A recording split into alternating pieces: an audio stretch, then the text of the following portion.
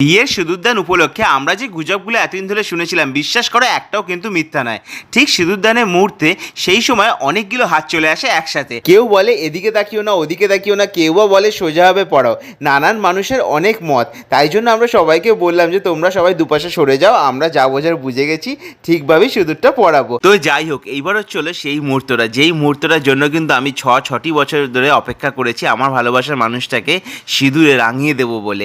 হ্যাঁ, বিশ্বাস করো, যখন এই ভয়েস ওভারটা দিচ্ছিলাম তোমাদের সাথে শেয়ার করব বলে, পুরো গায়ে কাটা দিয়ে উঠছিল। তাহলে ভাবো বিয়ের ওই মুহূর্তটায় আমার তখন ভেতরে কি হচ্ছিল। ভালোবাসার সিঁদুরে রাঙিয়ে দেওয়ার পর আমি শুধু একটা কথাই ভাবছিলাম যে আজকেই কিন্তু সে আমার আর গার্লফ্রেন্ড নয়, সে কিন্তু আমার বউ, অর্ধাঙ্গিনী, জীবনসঙ্গিনী, যেটাই তোমরা বলো। তো আমার কিন্তু অনেক দায়িত্ব বেড়ে গেল, আর অনেকটা পথ কিন্তু আরও একসাথে চলতে হবে, এটাই ভাবছিলাম। সবাই বলে সিঁদুরদানের সময় যদি বউয়ের নাকে সিঁদুর পড়ে তাহলে নাকি ভালোবাসা উপচে পড়ে। আশা করবো তোমাদের আশীর্বাদ ও ভালোবাসায় তার অন্যতা হবে না।